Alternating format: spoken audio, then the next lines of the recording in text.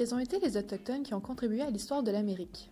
Pour en apprendre un peu plus sur une réalité sociale entourant les Premières Nations, cette capsule historique vous propose d'en apprendre davantage sur la biographie de Joseph Brant, amérindien de la nation Mohawk, qui est né aux États-Unis, mais qui habitera pour le restant de sa vie au Canada.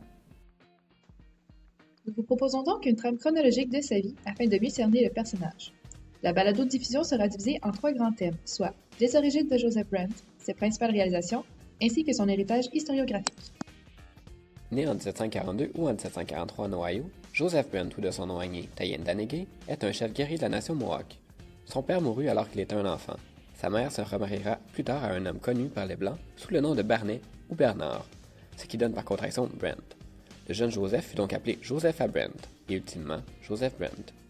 Dès son plus jeune âge, il est un allié des Anglais et bien qu'il voit peu la guerre de 7 ans, il participe tout de même à une expédition contre le fort de Niagara en 1759 en compagnie de Sir William Johnson, fonctionnaire colonial et commerçant de fourrure à cette époque.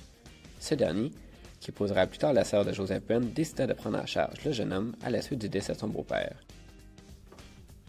Ainsi, Joseph Brant agira pendant près de 10 ans comme interprète auprès de William Johnson et de son successeur au British Indian Department. Par ailleurs, il aide également les missionnaires dans l'enseignement du christianisme aux Autochtones et il contribue à la traduction de textes bibliques en langue mohawk. Il sera notamment connu pour être un loyaliste et un homme d'État. Lors du déclenchement de la guerre de l'indépendance américaine, Joseph Brant se rallie immédiatement au roi et se rendra en Angleterre en 1775. À son retour, il se bat du côté de l'Angleterre avec d'autres loyalistes mohawks. On l'admire beaucoup comme soldat, et, en 1780, il est nommé capitaine par les Britanniques, mais dans les faits, il se battra toujours comme chef guerrier. De 1783 jusqu'en 1795, Brant travaille à la formation d'une confédération unie d'Iroquois et d'Autochtones de l'Ouest en vue de bloquer l'expansion américaine vers l'Ouest. Des jalousies dans les clans parmi les nations autochtones, l'opposition des Américains et finalement la trahison des Britanniques brise cependant son rêve. Après la guerre de l'indépendance américaine, Joseph Brant conduit les loyalistes Mohawks et d'autres autochtones vers une large bande de terre donnant sur la rivière Grand, au Haut-Canada, qui leur est octroyée pour compenser leurs pertes durant la guerre. Convaincus que les Autochtones devaient apprendre l'agriculture des Blancs pour survivre, et jugeant que la bande de terre qui leur avait été donnée était trop petite pour faire la chasse, Brant décida de louer ou de vendre des terrains aux Blancs, ce qui fournirait des revenus aux Autochtones. À la fin de sa vie, Brant vit paisiblement à l'anglaise dans sa magnifique maison située à Burlington Bay, au Haut-Canada, et il traduit des extraits de la Bible en Mohawk. Il mourut en 1807, âgé d'environ 65 ans.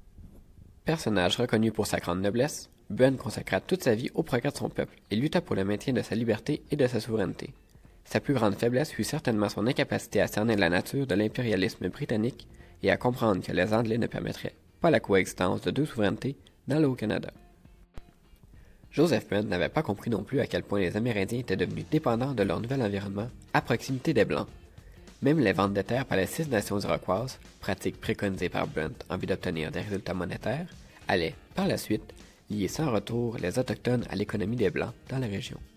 Alors que seul le grand projet de Brant d'unir les différentes nations iroquoises, s'il avait pu le réaliser dans les faits, aurait assuré plus longtemps le maintien de la souveraineté amérindienne et ralenti l'expansion des Blancs. Mais ces plans furent renversés par les jalousies et les divisions au sein des nations amérindiennes et par les tentatives réussies des Américains et par la suite des Britanniques pour miner celles-ci. Somme toute, Joseph Brant aura eu un impact autant aux États-Unis qu'au Canada. Cherchant toujours à défendre sa nation tout en s'imprégnant de la culture des Blancs, son idéalisme le poussera à prendre des décisions qui laisseront des traces indélébiles, bien souvent contre sa volonté, comme le démontre la dépendance des Autochtones envers les Blancs et la baisse de superficie de leur territoire suite à leur vente. Il demeure tout de même un personnage important, notamment pour son initiative de réunir les 6 nations iroquoises. Aujourd'hui, sa statue se trouve au Monument des Valeureux à Ottawa pour son soutien à l'Empire britannique lors de la guerre de l'indépendance américaine.